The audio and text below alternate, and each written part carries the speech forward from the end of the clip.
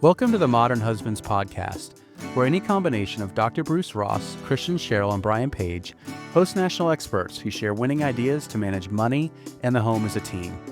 I'm Brian Page, founder of Modern Husbands. Sometimes our listeners want more support than a podcast can give, individual or couple support, which I now provide.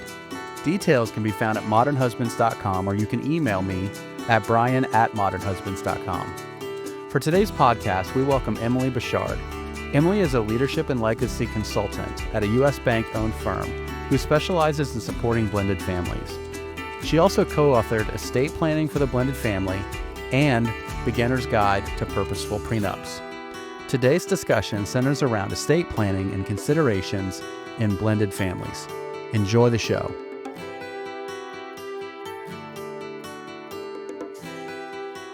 Emily, welcome. Thanks, Brian. It's great to be here. What is a blended family, and what are the different forms of blended families? Oh, I love that you asked that. And I just want to say, in preparation for this interview, and I've been following you for a while, and I love what you're doing with Modern Husbands. I listened to a number of the podcasts, and the one with Michael and Ed about blended families, I don't know which episode it is. Please put that into your notes. Is phenomenal. And I would say that's like a prerequisite for this conversation. And they do a great job defining blended families. And I'll just say, really, in a general term, people coming together, coupling, and having children in the mix that one of those people did not have a biological relationship with. So that's how I define it. So they may not get remarried. They may just be blending households in different ways, or they may have a really strong relationship and even have adopted some of the stepkids, but they're not biologically related to them. So, and I appreciate you bringing that up. And that was the episode that we did there was Managing Money Talks in a Blended Family. That's the title of it, Managing Money Talks in a Blended Family. And Michael Van Cleve is finishing up his PhD in that topic, managing money in a blended family. And then Ed Combs is the past president of the Financial Therapy Association, because ultimately, some of these conversations can be challenging. But I want to take a step back to understand where your passion to support blended families comes from. Oh yeah, sure. I was born into it. So my mother's mother, my grandmother, divorced my grandfather when my mom was 7, at a very unusual time for somebody to divorce. And so my mom grew up as a stepdaughter to my grandfather. The man who I knew as my grandfather was my step grandfather, and I had 2 step aunts. And so it was just part of the milieu of my family that, family is a lot more than just biological. And then my mother passed away when I was 14, and my father remarried when I was 15, and I became a stepdaughter and got this whole other family in my life that was very welcoming of us. I have 2 brothers, and they didn't have any children, so we didn't have the hours as well. We were the stepkids for her. And then when I was late 20s, early 30s, I met a wonderful man who had 2 daughters, and I became a stepmom. And in the interim, I have a degree in child development and a master's in social work with an emphasis on marital and family therapy. Like, I obviously am really passionate about family dynamics, how to have families go well when there's complex situations that they're dealing with. Like, that's been a driver for me. And I think it has to do a lot with, I saw so much what happened in my family when there was poor communication when my mom died. And it's like, we need to be able to talk about painful stuff. Like, that's basically the undercurrent of what I do. And so when I became a stepmom, I looked at what in my training trained me to do in an hour-long therapy session versus what works 24/7 when you're in the thick of it in a step family. And so I started a couples group for families, couples that had step families, and I started a women's group for stepmoms. Okay. And we really dove into the trenches and looked at what are the things that we're doing that are working, how are they working, how can we support each other, and what's not working. And through that, I started writing about it, and I ended up launching a step family, blended family practice as a coach and consultant. And then in terms of the money piece, I was referred to a consulting firm that worked with ultra high net worth families, very wealthy families with family businesses, family enterprises, to be a listening coach. And that was in 2004. So 20 years. This is my 20-year anniversary, which is crazy. I've been working with people where there's a huge complexity in their lives around their wealth, their money, their relationships, multi-generational. And then, if you throw in blended families in the mix, it's just a whole other level of complexity. And so I've just built a lot of understanding and knowledge working with and collaborating with a lot of financial advisors, attorneys. I co-authored a book on estate planning for the blended family, and then co-authored another book with another attorney on purposeful prenups. So the whole goal is to support people in making great decisions together, being really effective in how they are together in their lives, and especially around significant decisions in their lives with money. So along the lines of estate planning for blended families, why we're obviously going to dive into that. Why is it so important? Oh my gosh. It's unbelievable. If nobody gets anything else out of this podcast, then one thing, it's check your beneficiaries on your insurance and your bank accounts, because you can have like the best estate plan in the world, but if you haven't updated it and made sure that the beneficiaries reflect what you want, the beneficiaries always supersede whatever you put in your will. So you can say, I want my life insurance to go to my current wife, but if the beneficiary designated on that is your former wife, that's who it's going to go to. And there's also issues related to what were the agreements at the time of the divorce that need to be upheld and put into your estate plan. And you need to make sure that those things are updated and continuing if those agreements were made and there's a legal obligation to that. So there's so many different complex issues in terms of step families when you're looking at the yours, mine, and ours related to your family and what you want for them when you're not here anymore. And if you don't do it, your state is going to do it. And they tend to look at it from the nuclear family perspective, not the blended family perspective. And define nuclear family. Well, that would be, what we would consider the normal family, like the husband, the wife, and the kids, right? Yeah. Because if you're a same-sex couple, that can be a real issue in some states too. Like you really want to make sure your estate plan's clear, So I'm all about knowing what the legal understanding is if you do nothing, what your state is going to do, and then having that ability to make choices that you want. So that's important to me that we highlight that, because are there any particular states where same-sex couples could have challenges? I believe so. And things are such a moving target right now. And the main thing is I've just heard such nightmare stories about like a same-sex couple, like on a cruise, and one of them got sick and they went to the doctor, and in the state they were in from that perspective, they didn't allow their beloved partner to be involved or be in making decisions. It went to their biological family. And that's just the default that states have had for years. And, the tide had started to change, but we don't know where things are going to go. So the more you're really clear, what the parameters are in your state, and you codify legally what it is that you want in terms of your wishes and who you want making decisions for you and what you want to have happen for the people you love in your life, the better. So what are some of the most common financial challenges that blended families face when it comes to estate planning? Oh, I think the biggest one, it's like the overarching one, is the fair versus equal. So when you have a couple that,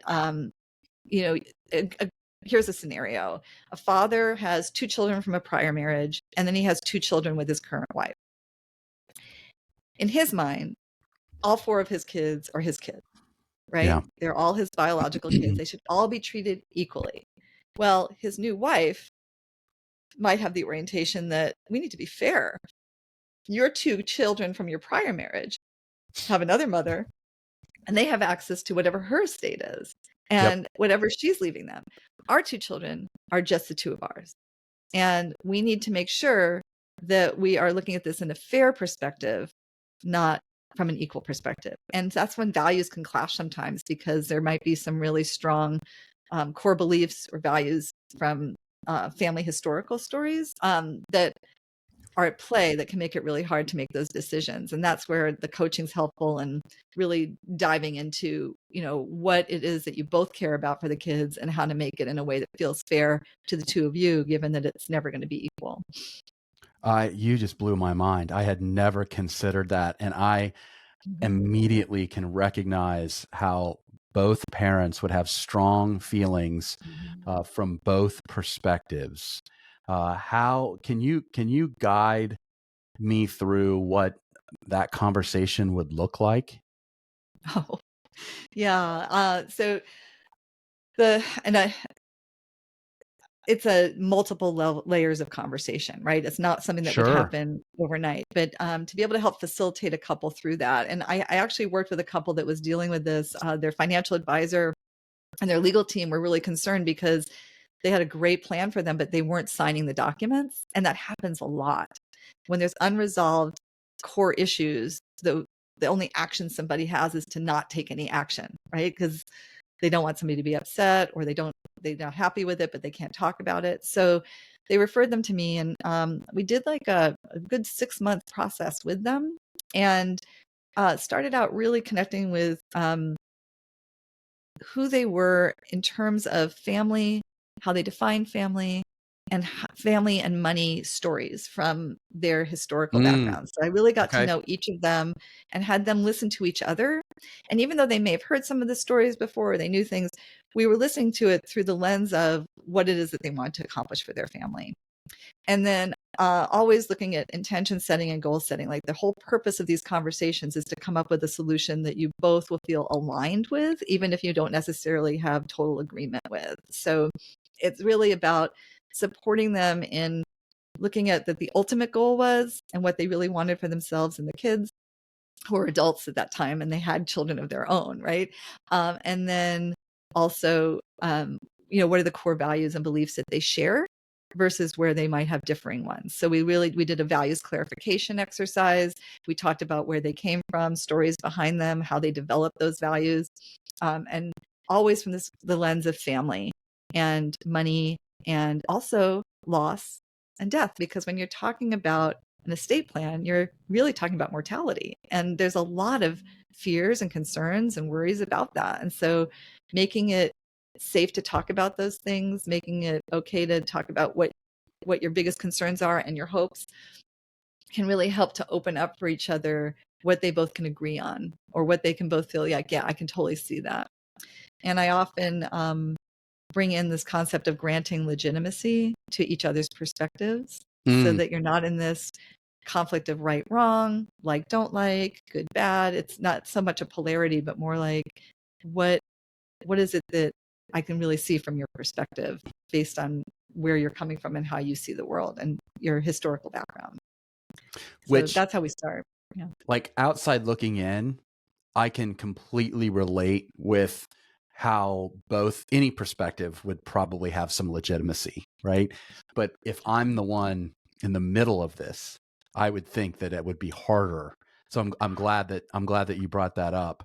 Listeners have told us that they love the ideas we share on our podcast to manage money in the home as a team, but want more help than one episode can provide. That's why I'm excited to announce On the Same Page Consulting for corporations, couples, and individuals. Visit modernhusbands.com and click Our Services at the top of the page to learn more about how I can help you or your employees manage money in the home as a team. Again, that's modernhusbands.com. Now back to the show. So, can you discuss any specific tax considerations that blended families should be aware of when they are establishing their estate plans? Work with an accountant and attorneys that understand your particular situation. I work with a lot of families with like family businesses, multiple properties, a family office, and the tax conversation leads everything, right? It's always about, how do we minimize taxes? How do we make, Right. and one of my roles is to say, can we look at how this will play out before you actually solidify that plan, in terms of the lives of the people that are going to be impacted by this decision? Because there are other factors besides taxes you want to take into account. And in step family, blended family situations, when there's such complexity and there already is this fair versus equal, you really want to make sure that when you are coming up with your plan, you're looking at it from all the different angles where taxes are considered, but they aren't the driving force, because that can cause a lot of mischief in the family down the road. If you're doing something that's like, oh no, everybody needs to be treated equally and we're going to do this. And it's like, you're putting all those people in the same trust in an equal way, and it's irrevocable, and you can't do that. And but they don't have the same life experiences, and they don't have the same needs, and they don't have the same that, and it doesn't fulfill what it is that you said that you wanted based on your values. So that's the thing is, there's amazing structures that can be utilized, but you want to make sure that they fit with what you really want for your family. So that's what I would say about taxes. And I love the fact that you pointed out that what should really be driving this is how the couple defines what fairness looks like for them. Mm-hmm. And then the tax professional is now responsible for employing that value, mm-hmm. that desire in their tax strategy, which might not be the most ideal tax plan for them. That's really good, because my inclination is always to think about, as you were stating, like, how do I minimize my tax burden the most that I possibly can? Again, mm-hmm. that would be a difficult conversation for me to have, for me to do what I would perceive as being less efficient. But ultimately, money is just a tool. And that if we're using it in a way that creates distrust and anger and resentment, then we're not using that tool the right way. So I appreciate how you set that up. Now, how should blended families approach the issue of guardianship to ensure that there are no conflicts among family members? Oh my gosh, it's so important. And every step family, blended family situation is so different. And I just want to highlight that, because some people have really amicable, wonderful relationships with their former partners or spouses. And you have to remember that those people are still in the kids' lives, right? And then when you have a step parent in the mix, it's like, how did they get to be involved? And I'll share a personal story where I was separated from my former husband. He was in another country. And I was very close to one of my stepdaughters physically, as well as emotionally and supportively. And her daughter was entering high school. And that was the one that was in our wedding. And so I was kind of like a second mom to her too. And I was going to the high school. I was picking her up. I was dropping her off. And one day I took her to high school, and she wasn't wearing her cheerleader outfit. And she said, no, something from junior high has haunted me, and I'm not allowed to cheer today. And she was so excited about it. And she was really turning around her academics and different things. So I dropped her off. I marched into the counselor's office. I'm like, I have no idea if I have any legal rights to do this, right? I'm a non-entity in this child's life in terms of legal, but I just say, can I just talk to you completely off the record about this child and some of the challenges she's having and what's happening to her right now because of something that the school's policy is imposing on her? And thankfully the counselor allowed me to, but it woke me up to the fact that, gosh, if something happened to her mom right now, she's a single mom, I'm the one that's here. So we put me legally, she put me down, like, not as a legal guardian, but as a trusted family member who could advocate for her daughter at the school. So that's just one little example of, I was a step grandma that wasn't even legally a step grandma anymore, so it's, there's so many ways to just consider who are the people that are so involved in the children's lives, and then what are the legal ways that you can, codify that so that they can actually be of service to them. I love that example. Switching gears to trust, there's so many myths out there, misunderstandings around trust. Can you start with explaining just broadly what is a trust, and like when you look at the kind of wealth that someone has to have for a trust to make sense, what does that look like? It's really interesting, and it depends a lot on your state. Like the first time I bought a condo in California, I was immediately told, oh my God, put it in trust. California, if you die and something happens to you, the probate is a nightmare when you own a property. It's like, Okay. oh, okay. So I found an attorney and very affordably created a trust that made it so that my property was in a trust as opposed to just out in my name. And that was like such a simple thing. So again, know what your state has. Like, you really want to know what's the reality, where we live, our situation, our obligations. What does the state say about all of it? So that's where you kind of start. And then there's ways to do it really affordably now. There's kind of DIY stuff you can do. And but you need to be knowledgeable. You really need to research it and find out.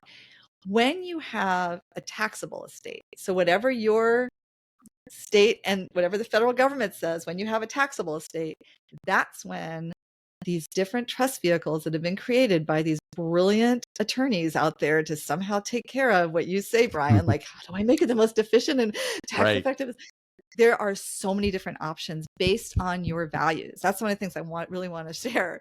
Like, if you want to be really charitable and you want to make sure that your money at the time of your death and the second to die, your partner goes to the charities of your choice, there's a way to set up trusts for that people, when they're alive, can benefit, but then it goes to the trust. Or you can have it be that it goes to your charity right now, and then when you pass away, it goes to your loved ones. Like, that's one example.